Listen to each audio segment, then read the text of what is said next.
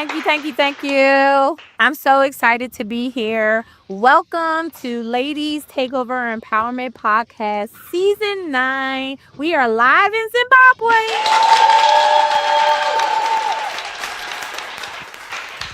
Yes, and we're all about helping you to succeed and become the very best version of yourself. So, are you ready? Let's do it again. Are you ready? There we go. So, on tonight, we have someone very, very special who is dear to my heart. I have grown to love her in a very special way. And so, she traveled all the way around the world to be with me on tonight. So, please help me welcome none other than we affectionately call her AK. Come on.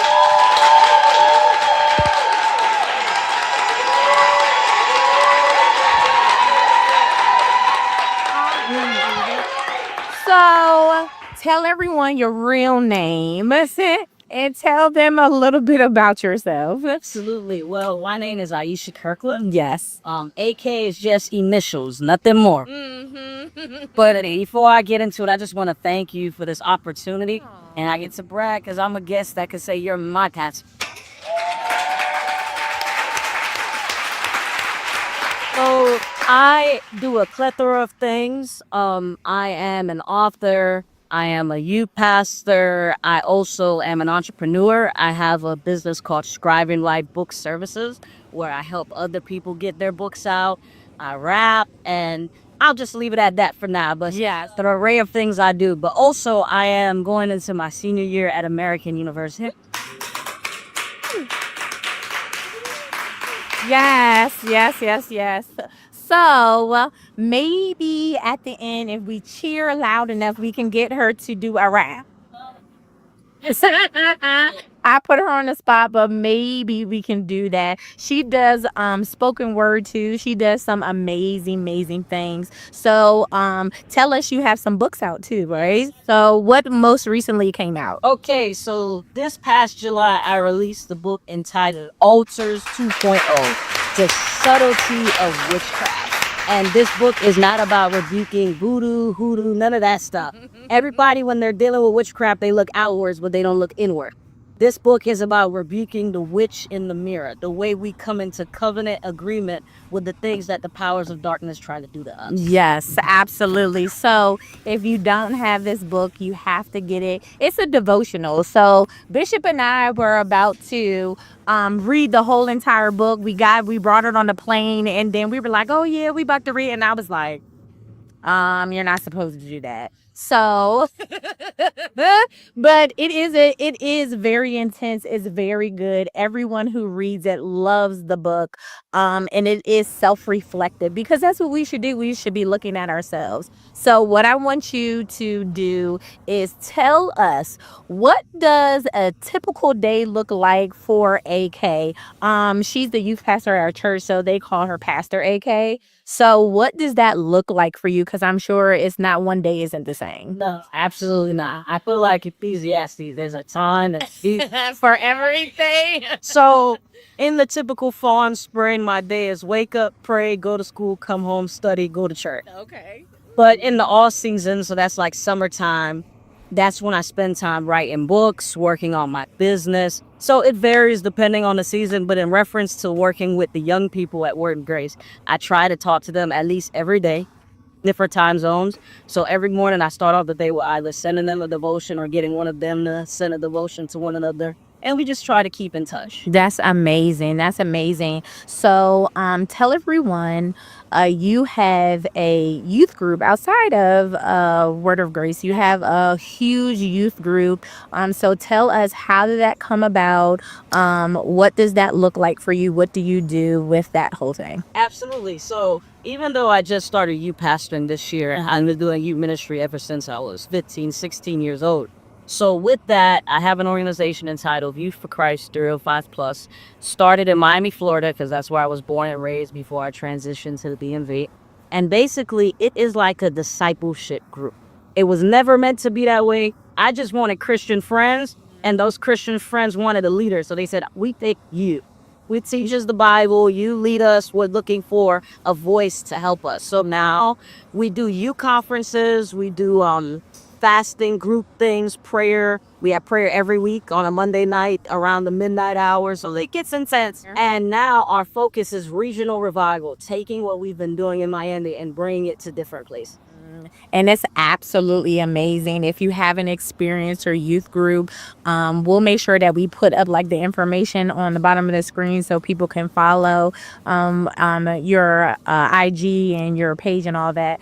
But check them out because they're like a whole vibe. It really is. It is a whole vibe. So we were able to go down to Miami and we brought some of our youth from DMV down to Miami, and they just like connected, and it was absolutely amazing. Like the way that they worship, the way that they bless God, it just lit a fire underneath our youth. So it was wonderful, absolutely wonderful. So how do you have school, you have your books, you have the different youth groups that you do. With all of that, tell us how do you prepare in your day-to-day things that you have going on? Okay, so two scriptures that really get me. Number one, in Romans, it says, for as many as are led by the Spirit of God, it is them that are the sons of God. And that's critical because just because I can do something doesn't mean I should be doing it at that appointed. Come on. Another scripture that gets me is in Isaiah, talking about Jesus. It says, he wakeneth my ear in the morning to hear. So I literally pray the prayer every day. God, what do you want me to do? And I know it might sound cliche, but I can't make it up. The Holy Spirit will show me what to do, who to talk to, how to move. So when it comes to preparing for the day, it varies because I get up one day thinking I'm going to do all these things. And the Holy Spirit says, we haven't spent time together. Just sit down and talk today. Just rest. For other days, he'll say, okay, call this person, check up on this person. So I just try to follow what he's prodding in my spirit. That's really, really good. But see, that's key because you have to know the voice of the Lord in order to be able to maneuver your life that way in the first place. I say all the time that God is always speaking, but we're not always listening. So that's part of the problem in the first place.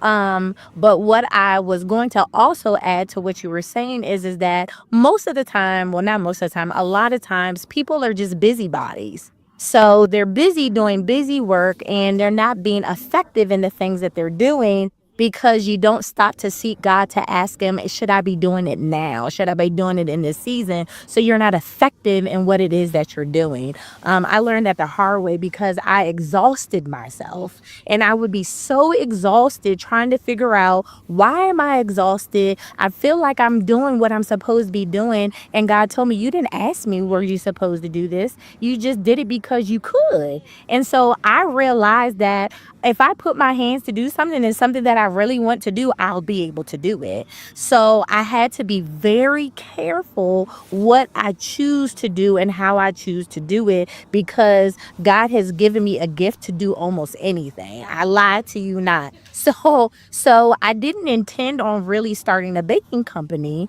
I decided during the pandemic that it was something that I just wanted to do. And so I was making cakes for my kids since they were babies.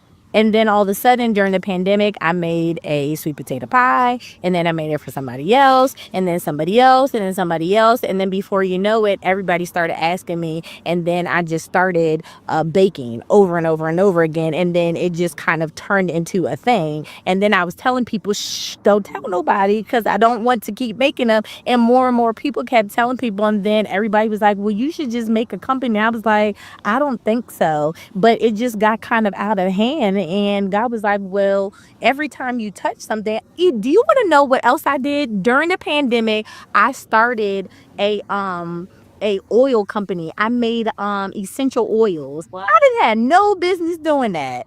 I don't even know why I did it. I was just doing it. So I think that it's very important to seek God in the things that you do. So let me ask you this question. How do you celebrate yourself in all of your achievements? Because you have so many things that you do that you have been successful at from a very young age. Absolutely. And that made me think, did I even mention how old I am? No, you didn't. 21 years.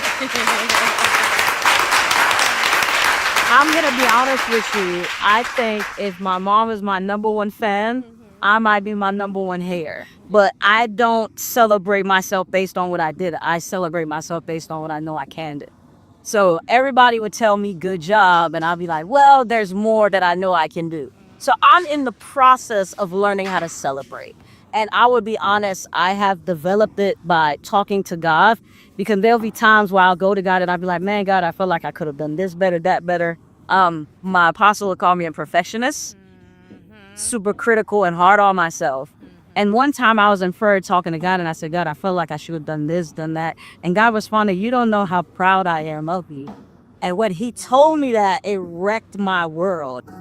As my leader, you know, as well, you know, you're like, oh, we appreciate what you're doing. I'm like, yeah, but I know I could do this, and that. So I think I have to step back and realize it's not about doing everything I aspire to do, but is God pleased with what I'm doing? And Yeah. happy mission accomplished. Yes, absolutely.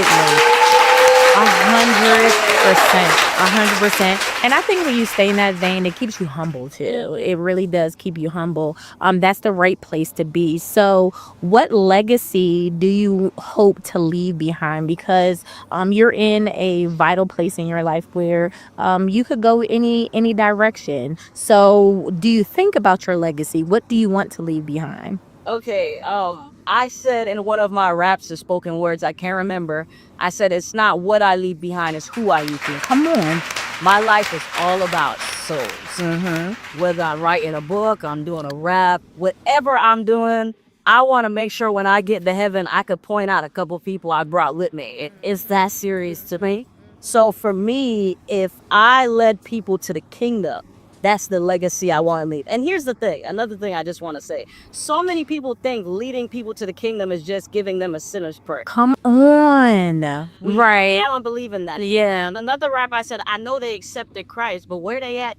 Come on. You pray is just a start, but they gotta stick around. Come on. With the youth ministry I do, it's not about just winning the soul, but investing in the soul. So that soul could win more souls. Yes. It's all about. Yeah. So if I could pour into people enough to the point where they pour into more people and it's exponential growth to the kingdom, that's the legacy I want. That's absolutely amazing.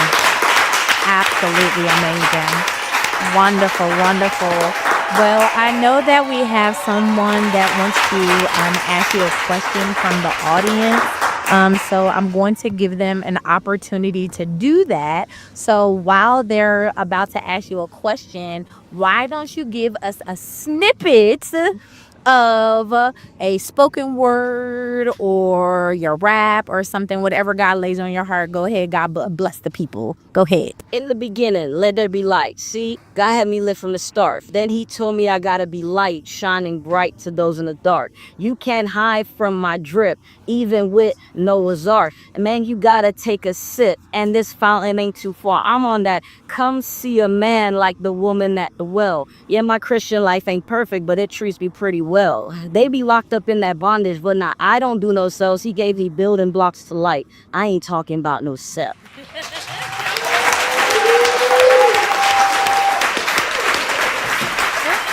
That's what I'm talking about. Yes, that is exactly what I'm talking about. Yes, clock that, clock that. Clock that. All right, so we have a question in the audience. Please tell us your name and then ask your question. Hi, Ayeisha. Yes. My name is Lois. I'm all the way from Michigan. And I had a question for you. I really, really enjoyed your just your ministry and what you have to offer for young people. It's just amazing, and it really touches me because I have young adults, for myself. But I wanted to know, how do you overcome stereotypes, all the stereotypes of being young and inexperienced?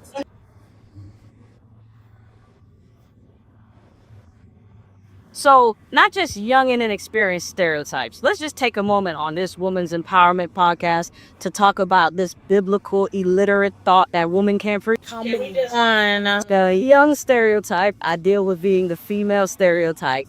And just other things. And my Instagram comments have a lot of proof of it. I think one of the things I had to learn is to not look for validation from people. Come on. Paul asked this. He said, do I seek to please men or do I seek to please God? If I sought to please men, I would not be a servant of Christ. You cannot make everyone happy. So what I now have to do is look unto the hill and not look left and right. It's the straight and narrow for a reason. You don't got room to do left and right.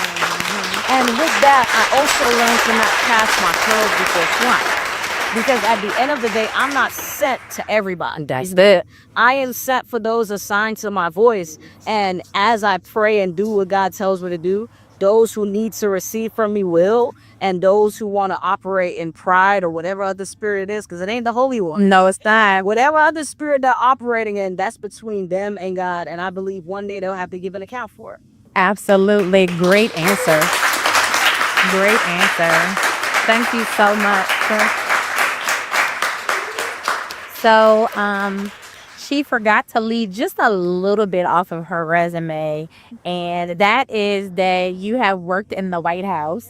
So, tell us, how was that experience being able to work in the White House? Okay, absolutely. First of all, I want to tell you the season that I did it. I was a part of President Biden's last internship class. So that means I was working there during the election. And that's the third reason, at least I thought, why I migrated from Miami to Washington, D.C. So that was between August and December of 2024.